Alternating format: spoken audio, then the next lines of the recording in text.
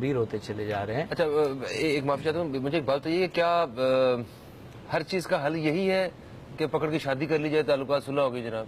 ہاں, یہ اس کا حل نہیں ہے. ہمارے ہاں اسی کو حل بنا لیا جاتا ہے اور زبردستی شادی کر دیتے ہیں. یہاں تک ہوتا ہے کہ بھائی اپنے بھائی کے ساتھ مل جاؤ, یعنی اس کی بیٹی لے لو, اس کا بیٹا لے لو, اور پھر مہینے کے بعد وہی جو زبردستی کی شادی ہوتی ہے اس کا رزلٹ وہی نکلتا ہے کہ وہ پھر کہتے ہیں میں تیرے جنازے تے نہیں آنا, تو میرے جنازے تے نہیں آنا. جی ہاں. اس کا رزلٹ پھر یہ غلط نکلتا ہے. اب اس کا حل وہ پوچھ رہے تھے کہ حل کیا ہے. حل تو دراصل اپنی ترجیحات بدلنے سے ہی حل نکل سکے گا. پہلے جو آپ نے فرمایا نا کہ ہم یہ جاننے کی کوشش کریں گے کہ وہ کون سی منفی طاقتیں ہیں جنہوں نے ہمیں توڑ کے رکھا ہوا ہے, جو جڑنے نہیں دیتی, جو نفرتوں کی فضا قائم کرتی ہیں. منفی طاقتیں وہی ہیں, وہ کسی بھی مذہب سے تعلق ان کا ہو سکتا ہے, جن کی ترجیح میں اللہ اور اس کا رسول نہ ہو, جن کی ترجیح میں میدان معاشر نہ ہو, قیامت میں اللہ کے سامنے پیش ہونا نہ ہو. وہ انسانوں پہ ظلم کرتا ہے, وہ بے جا قتل کرتا ہے, وہ رشتے توڑتا ہے, وہ لوگوں میں محبت کو ختم کر کے نفرتوں کی آگ بڑھاتا ہے. اور جس کی ترجیح میں اللہ کی ذات ہو تو پھر اللہ کے بندوں سے پیار آ جاتا ہے.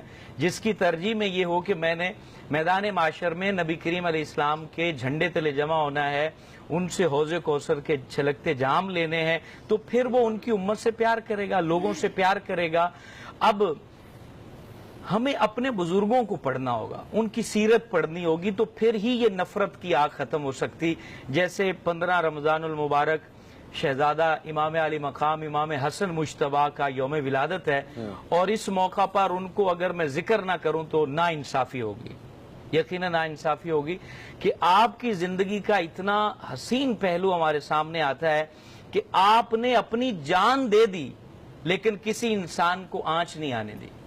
جب آپ کو زہر دیا گیا اور آپ اپنے رفیق اعلیٰ کی طرف سفر کرنے کو تھے, یعنی آپ کی روح نکلنے کو تیار تھی, تو آپ کے چھوٹے بھائی امام علی مقام امام حسین رضی اللہ تعالیٰ عنہ آپ کے پاس آتے ہیں اور کہتے ہیں بھائی جان کس پر شک ہے, آپ کیا سمجھتے ہیں کس نے آپ کو زہر دیا ہے؟ آپ جانتے بھی ہوں گے. اب ظاہر سی بات ہے, بندے کو پتا ہے کہ آخری کھانا کس نے دیا ہے, آخری پانی کس نے دیا ہے, لیکن آپ کے اندر انسانیت کا رحم, محبت اور لوگوں کو بچانا, اس کی فکر کیسی تھی کہ آپ فرماتے ہیں کہ اے حسین میں نہیں بتاتا کہ یہ معاملہ کس نے کیا ہے, میں نے اپنا معاملہ اللہ کے سپرد کر دیا ہے کہ کہیں میں شک کی بنیاد پر بے گناہ کو جو ہے وہ مروا نہ دوں, میں اگر نام لے دوں تو انتقامی کاروائی کے اندر اس کی جان جائے گی. آپ نے اپنی جان دے دی لیکن کسی اور کی جان کو خطرے میں نہیں ڈالا. لیکن آج دیکھ لیں, ہمارے سیاسی میدان کو دیکھ لیں تو مد مقابل کو خطرات سے دوچار کیا جا رہا ہے.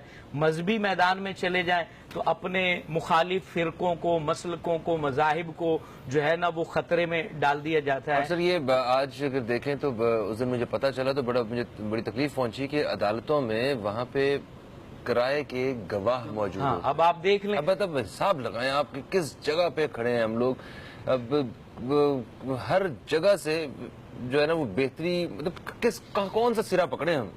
اب اس میں ایک میں بات عرض کرنا چاہوں گا کہ اخوت اور امن جو رخصت ہوتا ہے اس کا مد مقابل ہے ظلم اور سفاکیت. جیسے آپ نے ابھی اخبار میں پڑھا ہے کچھ دن پہلے عارف والا میں باپ نے بیٹیوں کو قتل کر دیا خانہ جنگی کے معاملات میں. تو اب اس کا حل جو ہے وہ ہے عدل کو صحیح طریقے سے نافذ کرنا. جب عدل ہوتا ہے تو ظلم رخصت ہو جاتا ہے. اب ہمارے ہاں عدل جو ہے وہ نہیں ہے. پہلی FIR جو کٹتی ہے اس میں محرر کا قلم بکتا ہے, اس کا کاغذ بکتا ہے, وہاں پر ایک MNA اور MPA کے کال پر جو ہے نا وہ کیا سے کیا ہو جاتا ہے, گواہ بکتے ہیں جیسے آپ فرما رہے ہیں. تو یہ جب عدل نہیں ہوگا تو امن کیسے آئے گا, بھائی چارہ کیسے آئے گا؟ پھر وہ ظاہر سی بات ہے جب ایک مظلوم پر ہم درجہ بدرجہ ظلم کرتے جائیں گے تو ایک وقت ایسا آئے گا, ہم انسان ہیں, ہم وہ نبیوں والی صفت تو ہمارے اندر نہیں ہے. بالکل یہ ظلم کی طرف, پھر مظلوم بھی ظلم کی طرف بڑھ جاتا ہے. مگر اگر جو نبیوں والی جو تعلیمات ہیں وہی اگر ہمارے پاس ان کو ہم صحیح طریقے سے اگر فالو کریں تو صورتحال ہی ایک بالکل چینج ہو سکتی ہے. پھر بدل سکتی ہے. بالکل.